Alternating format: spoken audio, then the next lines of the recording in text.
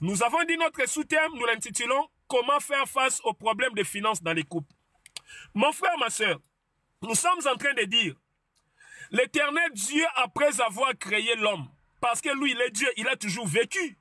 Avant que l'homme soit créé, Dieu, il a toujours été là. Mais sauf qu'un jour, il avait décidé de créer l'homme pour vivre avec cet homme-là. Et la Bible nous dit, non seulement il avait pensé de créer l'homme, mais il a pensé aussi à sa survie. Trouver un endroit où le mettre et garantir aussi sa nourriture. Et voilà pourquoi il finira par créer le jardin d'Éden où il va créer toutes sortes d'espèces d'animaux, il va créer toutes sortes d'arbres. Et tout cela devrait servir à manger à l'homme. Mais après tout ça, il dira à l'homme, tu dois les cultiver et les garder. Mon frère, ma soeur, prophétiquement parlant, que représente l'Éternel par rapport à ce que nous sommes en train de lire? Parce que nous disons comment faire face aux problèmes de finances dans un couple. L'Éternel n'est que l'image de tout homme qui s'organise, qui se prépare, qui a des ambitions, qui projette se marier un jour à une femme donnée. Et parce qu'il a ces ambitions-là, tout homme sérieux, tout homme soucieux de donner un sens à sa vie de couple, il doit pouvoir se préparer en conséquence. Ça veut dire chercher du travail, trouver un toit où mettre la femme et trouver des voies et moyens pour garantir que la femme soit toujours dans de bonnes conditions. Et l'Éternel est l'image de cet homme-là.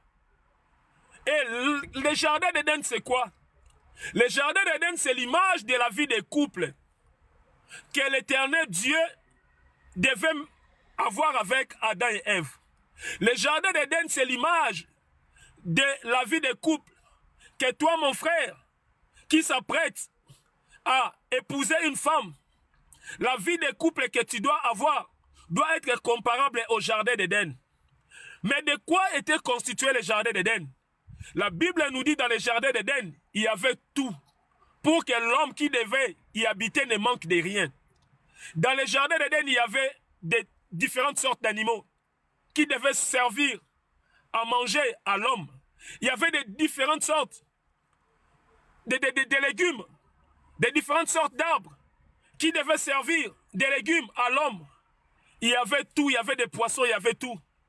Et le jardin d'Éden est l'image de la vie que toi, l'homme, tu dois garantir à la femme que tu iras prendre en mariage un jour.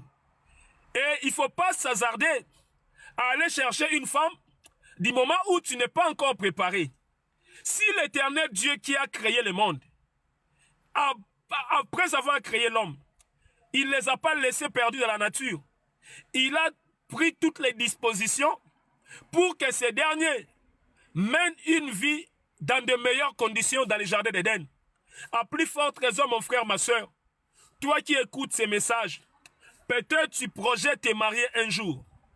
Peut-être tu es déjà dans les mariages. Peut-être tu es dans les fiançailles. Peut-être tu vis avec une fille quelconque. Tout ce que l'Éternel te dit, pense à la vie que tu dois mener avec cette fille. Il faut que ça soit toi-même, tout comme la fille, que vous ayez tout le temps de quoi manger, que vous soyez capable de payer les loyers, que vous soyez en mesure de ne manquer de rien. D'où il faut savoir se préparer en conséquence. Il faut savoir se préparer en conséquence, mon frère, ma soeur. Ne t'hasarde pas à aller chercher la fille d'autrui pendant que tu ne sais même pas comment nourrir cette fille-là. Il ne faut pas s'hasarder à la prendre pendant que tu ne sais même pas où la mettre. Il ne faut pas s'hasarder à la prendre pendant que tu te vois toi-même incapable d'assurer les deux bouts du mois. Voilà pourquoi nous assistons à des couples à peine mariés, à peine ils vivent des problèmes, tout simplement parce que l'homme est incapable d'assurer les deux bouts du mois. Tout simplement parce que l'homme est incapable de trouver un toit où vivre avec sa femme. Voilà pourquoi vous vivez de sérieux problèmes. Mon frère, ma soeur, vous devez tout préparer avant de rentrer dans les mariages. Le mariage se prépare. La vie des mariages se prépare. Il ne faut pas s'hasarder là-dessus. La Bible dit ceci. C'est pourquoi l'homme quittera son père et sa mère et s'attachera à sa femme et les deux deviendront une seule chair. Donc nous comprenons que ce n'est pas chez tes parents où tu vas aller vivre avec ta femme. Ce n'est pas chez tes parents où tu dois mener ta vie avec ta femme.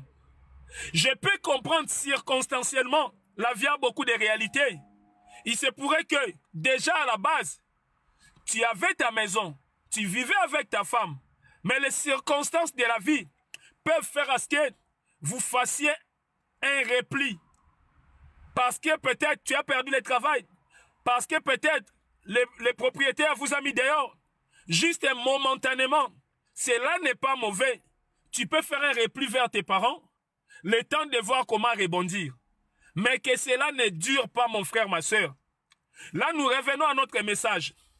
Oui, mon frère, ma soeur, si l'Éternel s'était préparé pour faire en sorte que Adam et Ève soient dans de bonnes conditions dans les jardins d'Éden, c'est parce qu'il voulait nous montrer la démarche, soit l'image que nous devrions aussi avoir par rapport à notre vie de couple.